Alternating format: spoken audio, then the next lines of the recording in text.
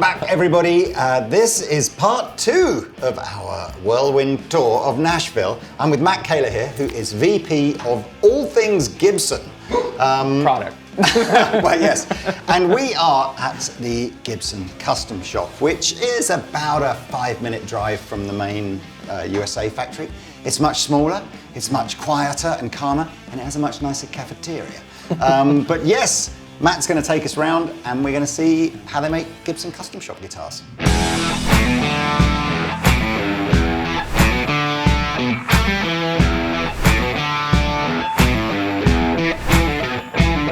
So we are now in the Custom Shop. It is, I reckon you could fit the Custom Shop into the other Gibson building about 5 or 6 times. But we're doing the same kind of ideas. So we're going to start with the wood shop, go through the process. But we're maybe more going to specifically talk about the differences. Because the basic concept of building a guitar is probably going to be largely the same, but it's what attention to detail is different in the custom shop. Basically, our standard line at Gibson USA represents like the greatest hits. Like this is the best of what we do, the most popular, the most volume. That's where that lives there. Here, we've got way more diversity, different models like arch tops, mandolins, neck-through models like Firebirds, and then every year reissues, so very specific. 57 Les Paul Custom and a 68 style Les Paul Custom, which are 2 different animals. We do all of those here at Custom Shop. So it's just, it's not better, I would say. It's just a very different thinking on how to create those instruments, some of which are Les Pauls. They're just 2 very different types of creating Les Pauls. So. Well, we saw this morning about 6 of these machines, but every good guitar starts with great timbre. Yes. So, is there a difference in the selection process and the way you would source it? Yeah, and here we'll walk this way here. So, first of all, we're using solid woods. Here's a batch of Carina, but we're using single pieces for the bodies here at Custom Shop. For Carina, because some of those are so large, and Flying V's have 2 pieces by nature, it's a little bit different. But like mahogany backs, we only use single pieces. We even, like for a 57 Les Paul Custom, it's 1 giant hunk of mahogany that we carve out for that. So we can look over here. So basically, this is our rough mill area, much smaller than Gibson USA. And we store the wood here, and then it gets processed in our body area and our neck area. And here, it all starts like for a Les Paul, you're gluing up the mahogany back and a maple top here. You have so much less wood here. Yeah. I mean, there was just... We get basically daily deliveries. Right, okay. Here. This is almost like... and they're stored at the Gibson USA rough mill. Right, that makes sense. That makes sense. Okay, cool. So basically, we'll walk you through some of those points of differentiation. Is there a sense that even on things like flame tops and stuff, you get like better wood, or is it just the single piece thing is the big differentiator? Even for flame tops, we have a different specs. So I'd say 80 to 90% of what we do here is a historic reissue or based on a historic reissue. It's really our most popular range of guitars. So we are trying to not necessarily pick like the best 3A or 4A top. We've got a historic top spec. So we're not looking for book match, we're looking for flip match, where it's a little bit different. So explain that again. So you call it flip match. When you look at a Gibson, 59 Les Paul Standard, you'll notice it's not a book match guitar. Right. So it's not just splitting the wood and opening it. It's actually flipping one of those pieces and matching it that way. Or it's flitch match, some people call it. But that's one of the things that we do purposefully that maybe not have a lot of understanding. People are like, why didn't you use a book match top? Well, it's the historic spec. So that's just one of the many hundreds of examples here where we're following the historic spec. Wow, I didn't know that. Yeah. Cool. And then, so we have to cut out the body shapes. A lot of these machines have been here since the 1940s and 50s. So so this is to cut the body shape out, presumably like a rough cut rather than... Well, you can see the Carina on the ground for the Explorers. So they're going to take a lump of that, put the template over the top of it. Yep. And then use this to cut round it. And then you hope not to lose a finger. And then you're in. Yeah. Look at this. So, and this, like you say, this piece of equipment has presumably traveled, from Kalamazoo and before. To Nashville, USA to here, yeah. And we got a lot of those machines, which I'll show you too, which is another point of differentiation. You know, a lot of historic machinery. Love it. But here are those solid mahogany backs. And so we also go the extra measure of weighing all of them. Not only the single solid pieces, we pre-weigh everything, and then we accept all the lightest pieces here, unless you don't want a light piece, in which case you can order a heavy piece if you're Adam Jones or somebody. And then we'll even use single solid pieces of mahogany, depending on the custom order, for flying V bodies, which is atypical of a flying V. Yep. So you've really got your pick of the litter in terms of materials, what you can use here. But basically, this side of this facility is the body line. Yeah. And then that side is focused on necks, and we'll show you where the necks are. And then they come together right over here in the neck fit area.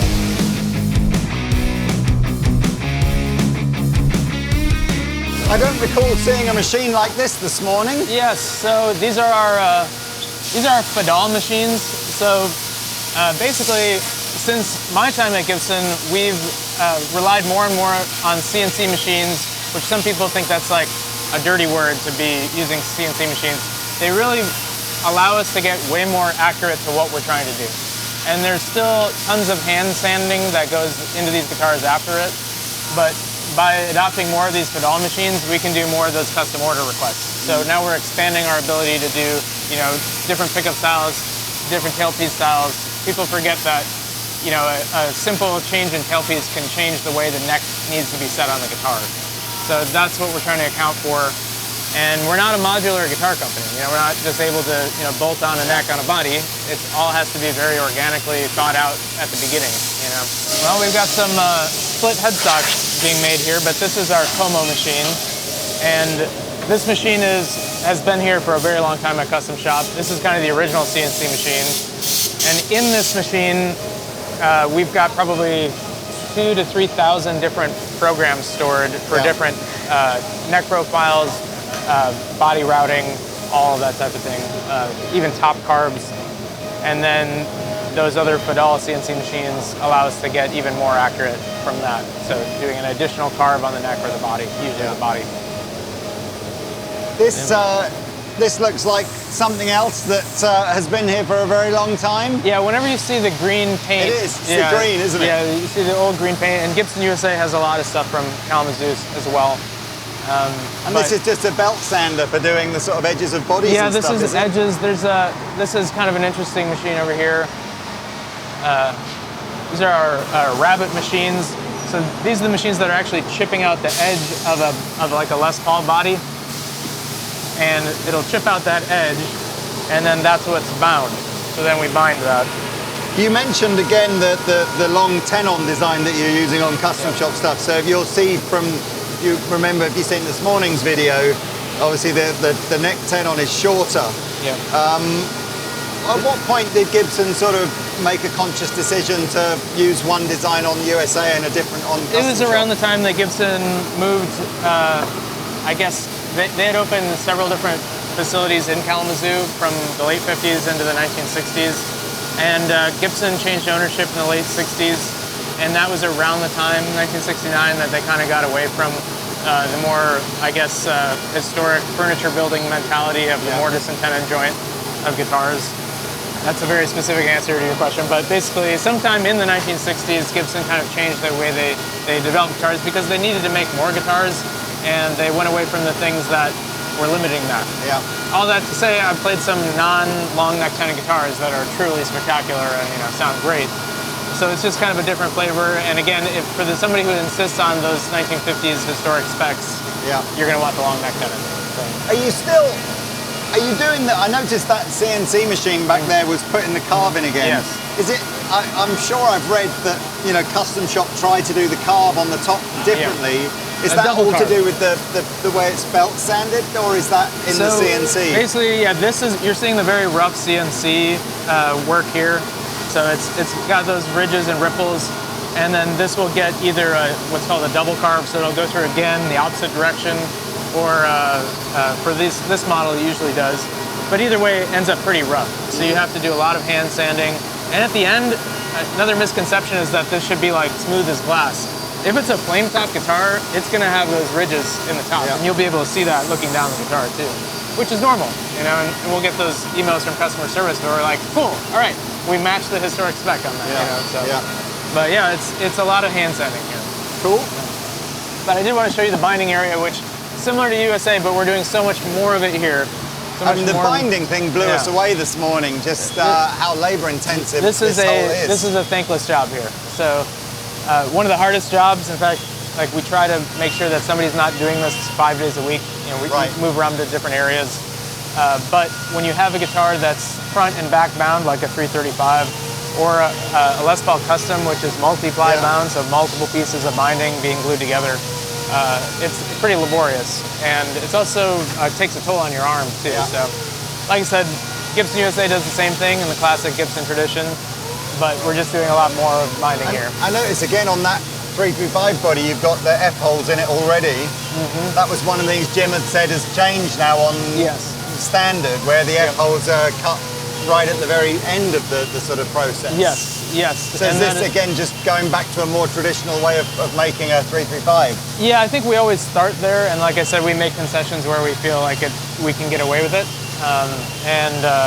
It's one of those things where, you know, even I, big historic geek, didn't know at what point of the process the F-holes were made, and if I don't know, then I'm good. You know, it's like, as long as they look right, I'm happy. You know? So this is my favorite machine here. This is a really cool machine. So this is the belt sander for the carve? Yes. So this is the slack belt sander, and you can zoom in here and see like the original 50s inventory tag on it. See above the Oakley Science, that Gibson 50s logo. So this machine obviously has been around, we think, right around circa 1950. So it would have been used right at the advent of the Les Paul model. And we use it mostly the same way as you can see today, except in the old days you would literally strap yourself in. So those two little nuts on either side there, you would have a seat belt, you know, strapped around you, and you just use the motion of your body to move it back and forth. So we're having to make some concessions thanks to OSHA and, you know, the other safety groups. That sounds great, but so what, you would just regularly sort of cut, people would just get cut in half, would they lean too far into it? Probably a little dangerous. Oh my God. But it's cool that we're still using these machines. We use them at Gibson USA as well. And it's a really important part of the process because if he goes a little bit too hard in any one area, you got to start over again, you know? Especially for an arch shop body like that takes a long time to make, you know?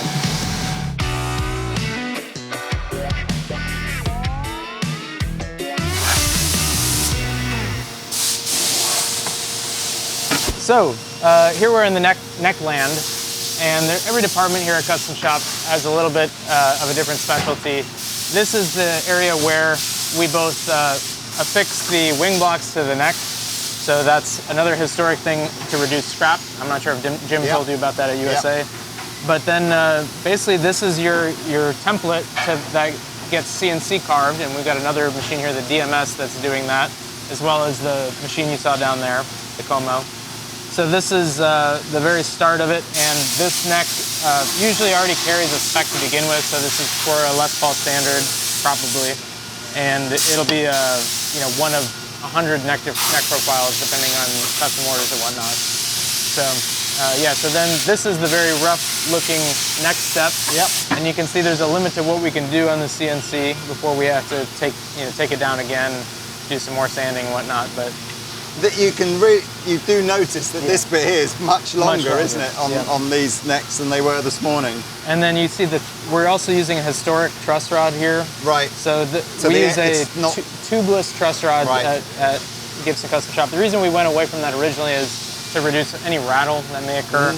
Generally speaking, it's very unusual to have a rattle unless there's some sort of a problem. So we still use the historic truss rod, you know, piece of American steel, and then a piece of maple on top of it here. So all historic specs, and that truss rod is over 100 years old now. The truss rod that we use, that design has not changed in 100 years, so pretty cool.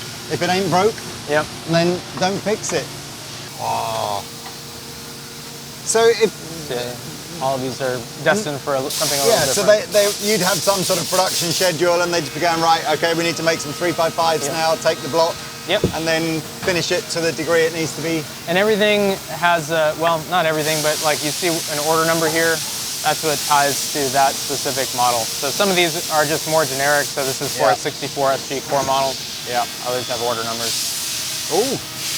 So here's just an example of our fingerboards here. Again, we're similar processes to Gibson USA. We're doing our inlays in-house. We're using real Mazzucchelli celluloid. Gibson USA does not mess with that, and probably for good reason, because acetate is very, very flammable. So we have to lock it up.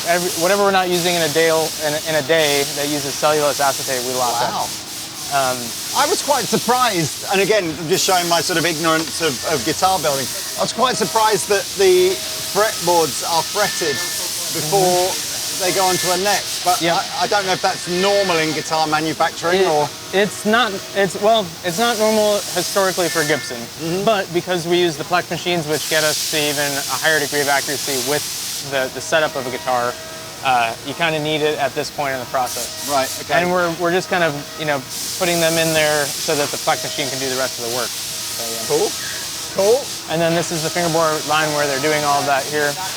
And, this is what that will look like, and then they clip the end. So this is just the very rudimentary start. So these are still just hammered in by hand, are they? And then yes, and these are just kind of placeholders here, but yeah. Very start of it for a 1968 Les Paul Standard, which uses celluloid instead of acetate. Yeah. And are you still, all your, the rosewood look sort of redder and darker here. Is it a different? Yeah, it is a different spec. So we sort for only the darkest rosewood here, and that's also a personal preference of mine. I prefer a dark rosewood. But some people like a more red piece of rosewood. Some people like just a piece of rosewood that has a lot of grain. So you can actually, when you do a made-to-measure, you can request, dark rosewood, light rosewood, red rosewood. That's a bit of ebony there, right? Yep. And that's your Les Paul custom board there. Nice. There's a lot of fretboards there. So, and then we're inlaying the fingerboards in this area right over here. We don't need to touch on that, but similar process to Gibson USA, where we're doing that in-house now, and working with acetate. What does that do? That looks old and interesting. Oh, it's another belt sander. Yeah, another belt sander, yeah. That's one of the newer machines. Is it? Yeah. That was from 1973. That's one of the new ones. Yeah. So now we're kind of entering archtop land, which just happens to be in the neck area here. Yeah. But and you can see that maple spacer. What's a Karma? Is that a new guitar? Carmelita neck carve. So we actually we did a custom choice or collector's choice guitar called the Carmelita. Joe Bonamassa owned it for a time. Right. That is my favorite 59 neck profile. Of all the neck profiles, it's like a little bit of a slight V, and so that's the core spec on all of our necks. So that program is called the Carmelita program. I see. I see. Yeah, so this is where all the truss rods get installed, and then they get the maple spacer, and then they get planed again. I see, yeah. What we're seeing here represents about, for a Les Paul, 8 weeks of work, which is crazy. And you're seeing, so the truss rod itself is actually anchored through this sort of bullet here, as opposed to on the USA ones where they're sort of anchored at the end of the neck. Yeah. And then you've got the historic brass nut there. Yeah. Old pin router there. Wanted to just point out the fact that we are still building arch tops. We're starting with giant pieces of figured maple, which will then get arched. So this is the start of an arch top. So sorry. So in USA, we saw the arch tops as laminates. That's correct. So you're making the arch tops out of single pieces? Yeah, like L5s, Birdlands, and that is the historic spec for those models.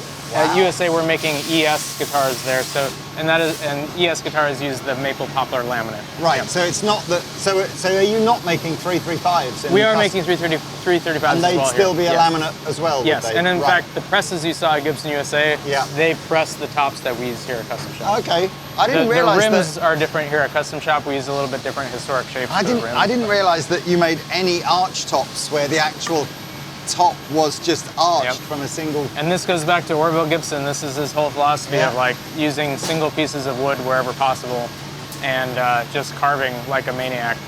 And then the spruce, starts out similarly, but then this is, after weeks of work, gets really nicely sanded. The apples get bound. And this isn't bent. This is carved, is it? Yeah. Oh yeah.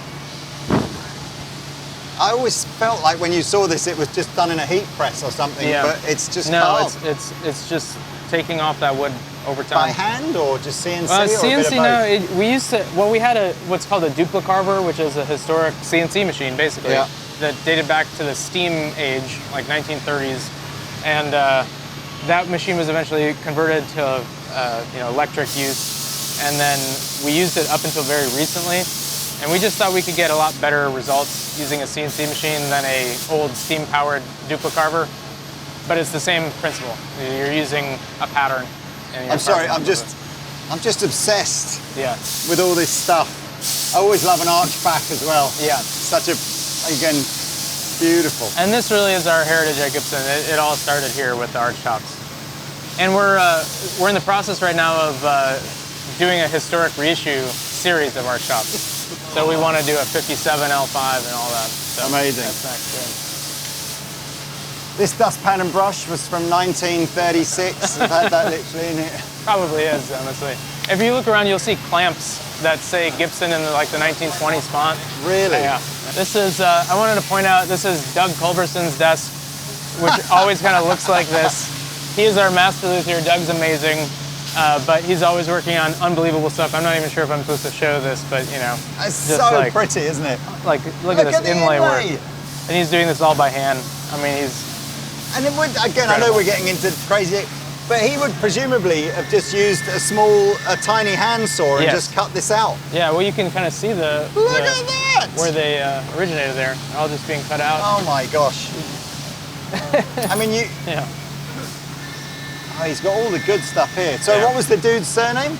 Doug Culberson. Right? He's one of our master luthiers here. We've got him and Matt Klein and Jim Nicola, obviously, at USA. But Doug's, he can literally do anything, any task in this whole Yeah. facility he can do. This is how a workbench should look. Yes, I agree. Just like Yeah. covered in mess everywhere. I love it.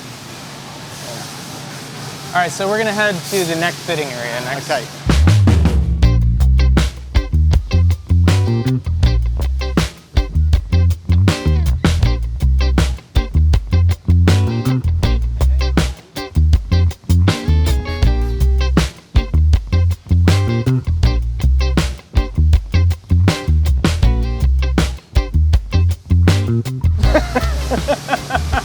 Yes, look, Tay.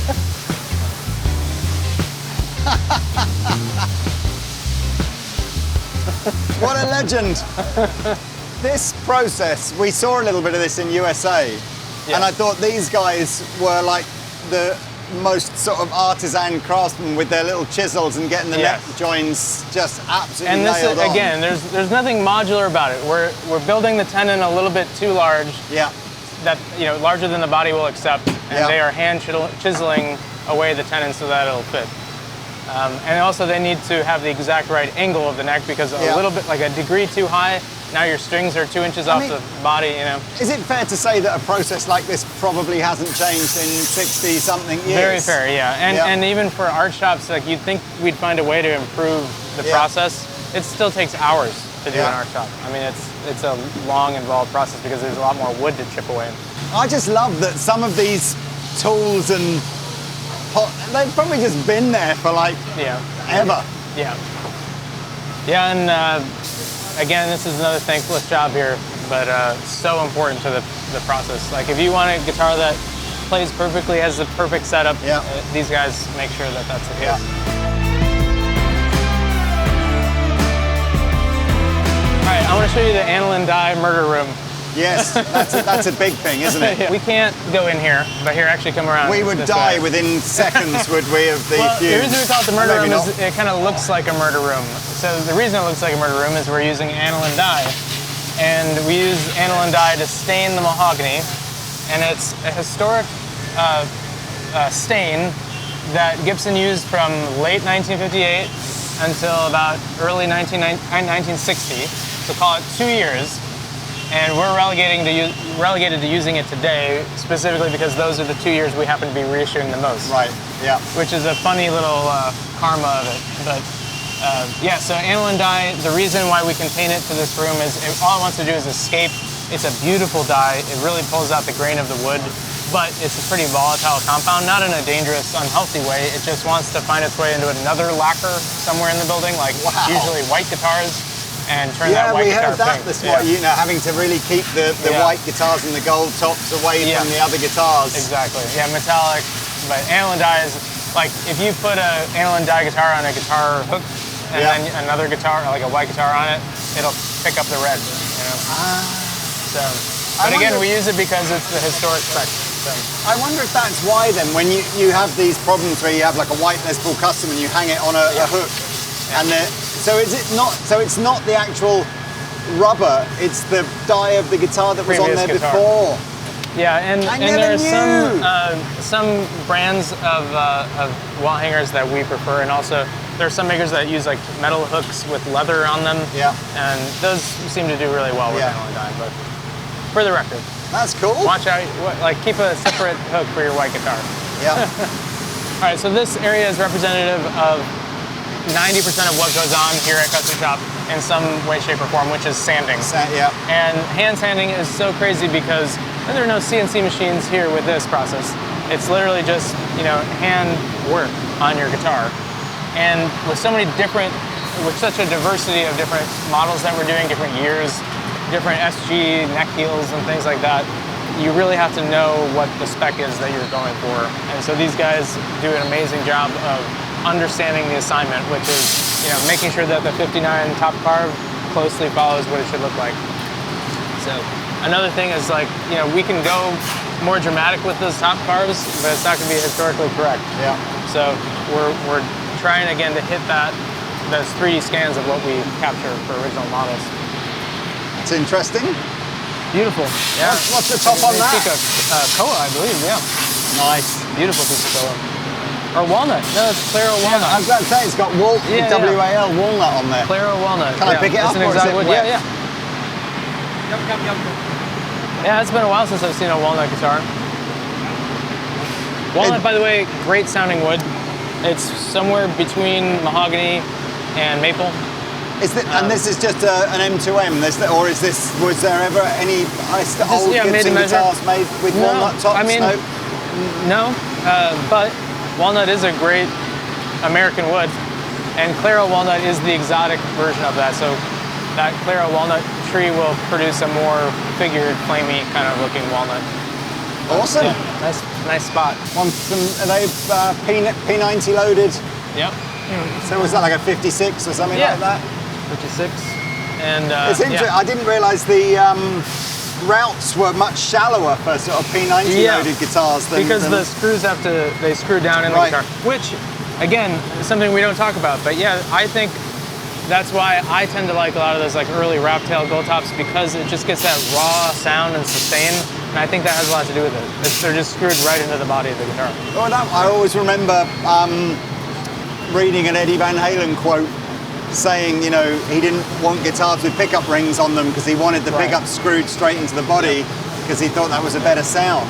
And we did try to do that with humbuckers, but it didn't go over well. So here they've got their aniline dye back, and they've been sanded. You might have to explain this. So I think we hear a couple of things about custom shop thrown around a lot. So aniline dyes and the animal hide glue stuff. Yep. So as soon as you say aniline dye, I'm going, you're trying to apply a colour.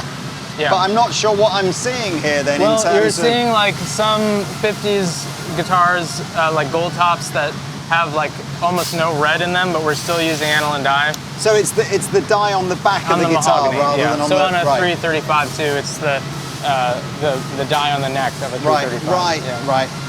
So yeah, anywhere we have mahogany that's supposed to be some tone of red, or originally had red filler, which all of these did, and then we offer different colors. So that's interesting. I think most people would be forgiven for thinking that is the natural colour of mahogany. Right. But you're sort of saying that's more indicative of its natural colour, and then this has had the dye applied to it. Yeah, roughly speaking, that's the case. Although I've seen mahogany that's more red and some that's more light. But yeah. Just finish off that conversation about the animal hide glue and stuff, you know, so how is that? I mean, presumably that's what the guys are using when they're putting the neck joins in or putting the tops on, are they? So that was, I mean, if you're really into glue, which sounds weird, but if you're really studying misspent youth, but yes, you know. The acoustic properties of hide glue or fish glue or whatever you're using, or even, I mean, tight bond has its place in guitar manufacturing, but here we try to use as many like organic compounds like that because they crystallize over time and they actually fuse tighter over time. And I think the acoustic processes are measurably louder for different glues. So way back in, I mean, I think we started using hide glue for the top to the back in like 2013, or for the neck tenon in 2013, I think. And then now we use it for the fingerboard to the neck, the top to the back, and the neck to the body, using it all spots. So as much of it we can use, we believe, again, that will enhance its resonance properties and acoustic properties. That's cool. And also over time, that bond gets strengthened, and you know, the guitar acts more like a, you know, reverberating microphone kind of a thing. All right, so once you've gotten your back stained and the guitar is, you know, fully sanded and prepped, it goes off this rack and it goes into the finish area, which we can't show you, but you can peek in there because it's at Custom Shop. It's so cool. See if you can get the floor too, because it's like a rainbow of color in there. But it's just like paint drops all over the floor in every different color. But we can't go in here, did you say? You can't, only because we have negative airflow here. I see. And if we go in, we'll probably contaminate the whole area. No, so, it's fair enough. That's fair enough. Yeah. And in terms of the finishing process, though, how is that different to the USA that we saw this morning? I mean, USA Standard. USA is typically a more robust, volume-oriented facility, and they're trying to get more coats on the guitar. Yeah. We're trying to hit a historic spec of mils, so the thickness of the lacquer, and I can't remember off the top of my head what that spec is. I want to say it's like between 5 and 8 mils. But a thinner lacquer on Custom Shop yes. than you would get on USA. That is correct. Yeah, and then there's some debate online about like plasticizers and you know, who uses. First of all, everybody is using plasticizers. Yeah. Everybody, Gibson in the 50s was using plasticizers. They're just one way to make a finish not so brittle. But basically in the 50s, the plasticizers that they used were just supposed to keep the finish on the guitar. And we've since advanced that over time to where the plasticizers help us in the process where we can heat up and do spot repairs and things like that. So it really helps repairs. But every major manufacturer using nitrocellulose lacquer is using plasticizers. Even the small guys that say they're not are. I mean, this is... And is this... You know, oh, I see. So through here is the same facility as in there? Yes. So this is where they'll maybe sit for their top coat. So they might get their undercoat of paint. Beautiful double neck there with some... It's way bigger in there. I just thought through there you just see this like tiny little room, but actually if you see through there. Yeah. It used to be a tiny little room, but we've again expanded a bit here. So I was explaining kind of the whole lacquer thing. So nitrocellulose lacquer, we're using like basically that area there is what the top coat gets our basic regular nitrocellulose lacquer, and then our Mercury Lab instruments get a separate nitrocellulose lacquer that doesn't have as many plasticizers, therefore this finish is more prone to checking. Yeah. So Murphy Lab is where we kind of accelerate and exaggerate that process, and then it's all the handiwork and hand tooling that you expect from Tom Murphy. Going back to the finishing again, is it fair to say that, you know, back in the 50s, there was never the sense that anyone would, that manufacturers rather were worried about this idea of a guitar shipping from the US to Europe or wherever it might be, and then arriving and the case being opened and the lacquer checking all over the place. Yeah. So finishes that are used now are designed to be able to withstand that kind of journey and arrive. I think actually, so our regular nitrocellulose finish is still just as prone to checking. Right. Again, what we're doing in Murphy Lab is trying to accelerate that 60 years. Right. Know?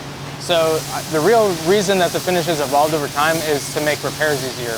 So it's like when there is a spot touch-up required, not just within here, but at a guitar shop in the future, whatnot, we can use an off-the-shelf finish option and repair that. But yeah, I mean, like I said, it's all the acoustic properties are going to be very similar, but the thinking is that with Murphy Lab, when you're opening up more pores to lacquer, where it's not like just completely covered in lacquer, where the finish is broken up in areas, that maybe that exposing the raw wood will enhance the acoustic properties of the guitar. Whoa! They're so beautiful, aren't they? I see, is it Sierra? Sierra Hull, yeah. Sierra Hull. Sierra, yeah. Sierra. One of these might be hers, actually. We're building her a backup right now. Because she's crazy. But I never, whenever I see a mandolin, I think, how on earth do you get 8 strings on a fretboard that's like half the width of a guitar fretboard? Not even that. There's so much work involved in those, and I would know firsthand because we just revamped our mandolins to be true historic, like exact 1923 specs. All right, so this is buffing, which buffing, I guess, in what way is it dissimilar to what they would have done in the USA factory? Or? It's not dissimilar at all. Again, the thing that we have to grapple with here is more diversity of products, so double necks, really hard to buff a double neck. I think I got that kind of slightly wrong at the beginning of this video by saying you make a lot less, you make a lot less quantity of product, but the breadth of the different things is enormous, isn't it? Yes. I mean, would it be fair? I mean, are there, presumably there's, it's fairly regular, you're just doing one-offs, are you, of things? About a third of everything we do here is a custom order of some sort. Right. Maybe even more now. It could be close to 40%. Yeah. So basically we've got that really broad core range of like reissue 1954, 56, 57, 58, 59, but then you can select. Look at the yellow Les Paul Custom. I mean, one looks like a sort of Steve Jones kind of vibe Les Paul Custom, and then that one though, that must be some sort of made to measure. Or is that designed to be like an off-white? I think that's a banana yellow. It is just a straight up banana yellow. God, whoever's ordered that is just brave. I love it. Peter Frampton model here. We bought some 54 customs. In what colour? You haven't ordered purple 54 customs, have you? Well, black. That's a yellow 54 custom. Yeah, we done. Oh, then that's probably And yours. we've done purple. Are these the Mustaine V's here? Adam Jones. Oh, Adam Jones V's.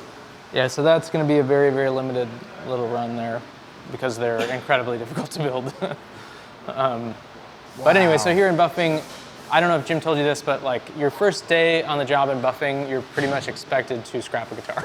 Oh, really? It is so hard, pressing the guitar up against the buffing wheel. Yeah. All it wants to do is, escape from your hands and fly up into the ceiling, which has happened here and at USA many times. So yeah, it's another kind of hard job where you're deducted from your using wages. your muscles. It's like, damn it! I feel like, Pete, I feel like you need to leave your mark in dust on one of these guitars. I know exactly. I know exactly what he will draw as well. No. He's not going to do it. No. He certainly is. Oh, he's bottled it. I thought. Yay!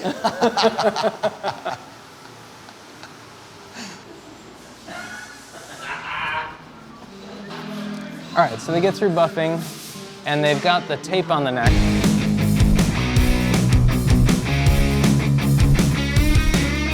So imagine this has just come through buffing. Look at the colour of that. Look at that. Is that going to be a two-tone, do you think? Someone's done a... Yeah, two-tone.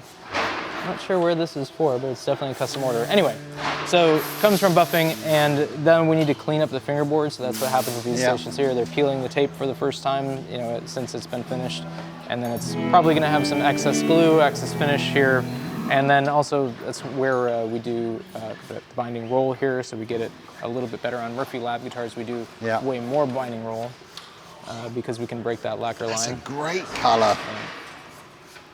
You didn't want any of those. Which lucky dealers ordered this? So it doesn't say, but it's a great colour. Yeah, salmon pink, I think. Yeah. Or that's shell pink. Yeah. So then this is also cool here. So we're using, old school silk screens with our gold paint process here. Yeah. So this is where we saw this being done this morning. That was very cool. I mean, I kind of feel like this final part of the guitar is really and truthfully what's going to make the difference between a good guitar and a great guitar. Yes. So how long, typically the guys that are working in here, what's their sort of background? Do they get like years of super duper training as to it could be lots of experience coming in. So you might be a tech at a guitar shop, or a tech, or graduate from a Luthier school, or you could be from some other department within custom shop, and then start learning the craft here, and then either transfer here part time or full time for this department. But yeah. Oh my God. In case you want, that's our sales rep's voice, who doesn't want to be on camera. Look, stuff like this. The purple's cool. Look at these. I love that. This dark green, sparkle. Mind your back, don't step backwards.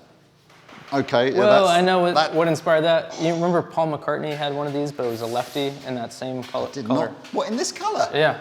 Wow. That's cool. Are all these guitars basically just about to go to packaging, are they, and to go to dealers? Yeah, So those are all going to Japan. Wow. Those crazy Japanese guys. Wow. That's cool, man. Isn't it? Well, look at That's the insane. loop. It's got like an extended... Yeah, it's got the loop. Do you find that the different markets have a different propensity to sort of go mad with different colours? I always find when you go to the Fender stand and they'd have all the crazy custom shop, it would often be going to Japan because there would be that sort of sense. So Well, think about the demographic there. It's so saturated with guitars to begin with in Japan that they're trying to find competitive advantages by going a little bit left to center. And so I think that's the best way to explain it. look at that. That is a colour. Incredible. And it's a lefty. Someone's made it the wrong way round as well. This is Brunswick green. Look at these.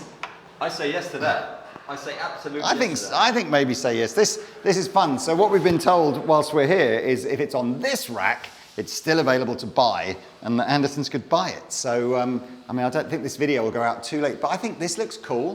What colour do they call this? So 59335 with a Bigsby. Can we please get that as well? What is it?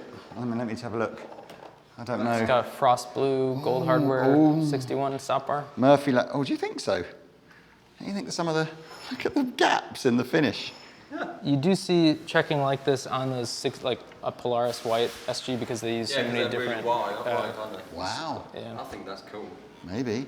That is a finish that we've done before, and I can't remember the name of it, but we did it for one of those special runs in like 2017. Like rainbow colour. It's got like didn't Al Di Meola or someone like that have something similar, didn't he? I like that. Well, that's me. Well, all right, so this is interesting here. This is called the parts cage or parts jail.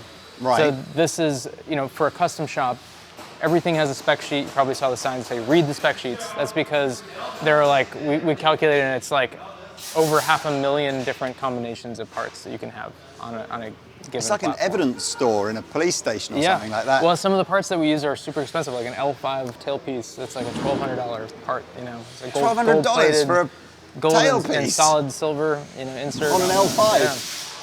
So that's why we have to have this parts jail area here. And then the final stop is right here.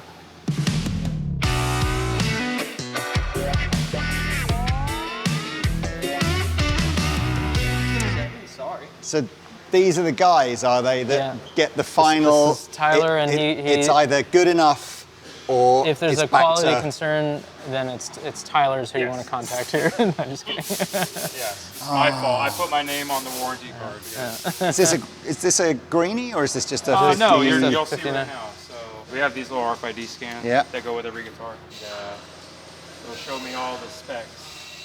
So this is going to Chicago Music Exchange. This might as well I be was a hoping to Chicago be an Music Andertons Exchange guitar video. So I'm with Tyler.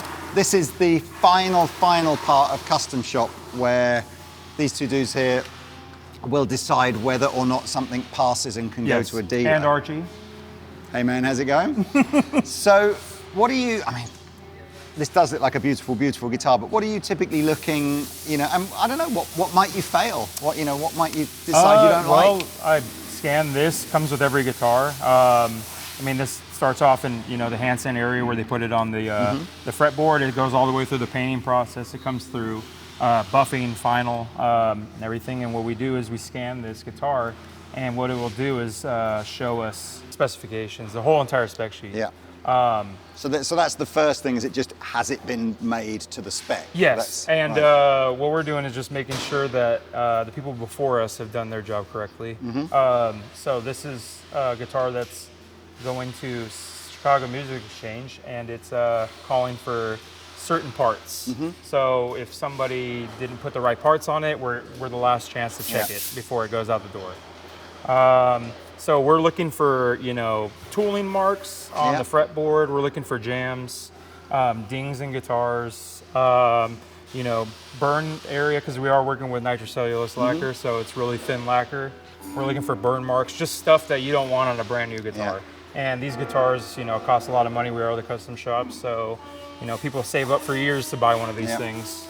So, you know, we just end up scanning it. I'll go through the whole guitar, make sure, you know, the back plate's correct.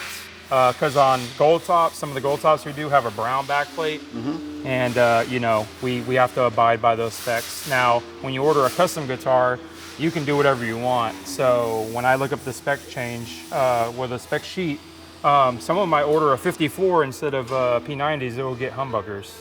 So it might look weird to me, but that's the way they ordered it. So we're just going through making sure that everything's good. You can see there's a little bit of dirt right here. We'll just kind of wipe that off. Just clean up the guitar and make sure it plays, make sure that the adjusters did their job correctly. Do you think you've got the dream job at the custom shop? Just like I the feel like I final do, bit where you just get to play everything? I've been here 8 years, so wow. I've done numerous jobs, like probably 10 or 11 jobs in this building. So that's cool, man. And I like this because, you know, we're seeing the end product of the guitar. I've worked in the other side of the building where you see it in just wood and no color to it, no nothing. So, but once we're done with this guitar and, you know, I have an amp down here, I'll go ahead and play through it. Yes, it is a Mesa. Oh, it's just nothing cheap. It's just a Mesa, you know. Mesa, it's fine. So we go ahead and play through it and make sure that everything is good on it. Make sure that the knobs, everything's working, tone knobs. Nothing's fretting out.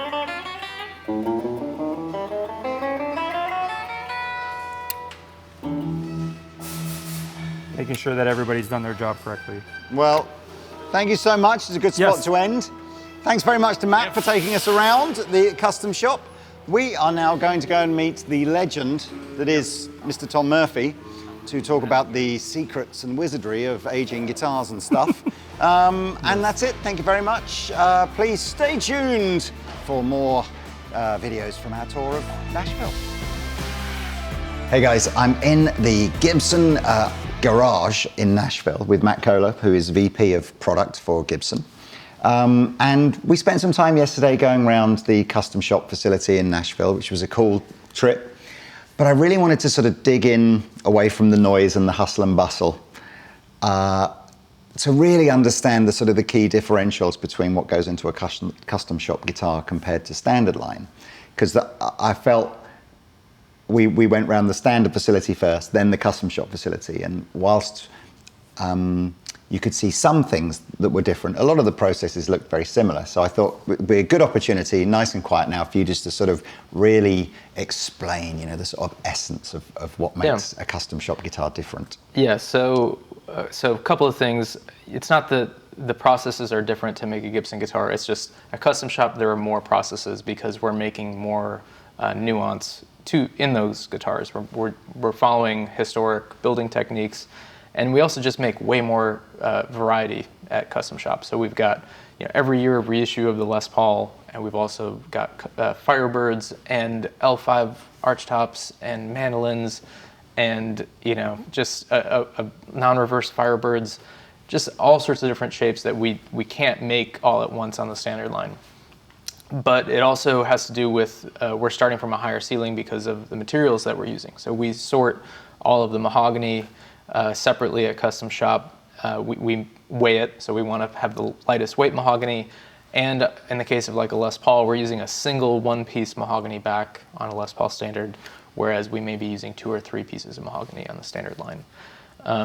And so, you know, all of that, the reason for those choices ties back to our history. And 80% of what we're making at Custom Shop is a historic reissue of some sort. And we really don't want to cut any corners. We want to make them in the historic tradition.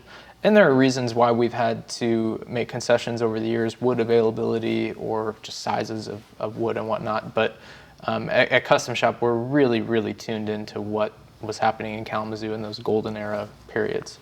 And we believe that this is kind of the new golden era because we're we've split up the collection between historic, reissue, and modern.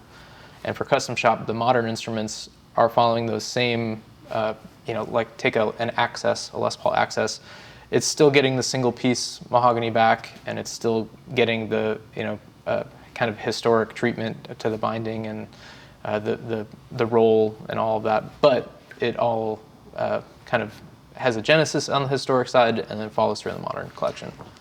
Tell me, I always find it kind of amusing that most of the changes that occurred in guitar manufacturing through the 60s and the 70s were changes to try to, what would at the time have been felt to improve the production of guitars. So either make it more efficient or faster or more reliable or all these things.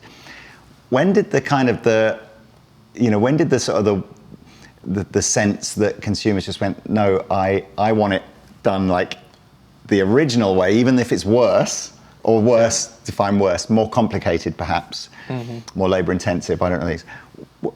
What do you think drove that? And I suppose, is that in itself a big part of perhaps what makes custom shop different? Because you're not following, you're not just looking for efficiencies all the time. Right. You're just going, no, we have to do this. I tell people it's like building 1950s Corvettes. It's as if Chevrolet would set up a facility just to build 1950s style Corvettes. Just think of everything that they'd have to source separately and uniquely, and all the parts would be different. So it really is a lot of that. And the reason we've got thousands and thousands of different part numbers at custom shop and millions of possibilities with a given custom order is a testament to that. But going back to what you said about just the how guitars have changed with process improvements over the years, I do feel that Gibson is one of the few companies that really has been resistant to that change, because most of our principles of instrument making are still tied to what Orville Gibson believed. So with solid pieces of wood and arch tops and carved tops, but also just the kind of furniture maker, humble approach to building an instrument and focusing on the woodworking element. And our guitars have always been set neck or neck through, and currently we don't make any Gibson guitars with bolt-on necks or anything like that, and it's just part of what we believe is Gibson's DNA. And it's harder. It takes probably 2 or 3 times longer to build a guitar like that than versus a more modular guitar. And it's just, again, our kind of mission statement. We want to have that be part of our history, and we want that to reflect in everything we're building. So you've been with Gibson for 8 years now. What was your, we've talked, I don't know what sequence the videos are going to go out in, but when we were in the vault there, you're obviously seeped in a deep understanding of Gibson's kind of history and heritage. What is your, when did you become this kind of, Gibson guitar fan, and what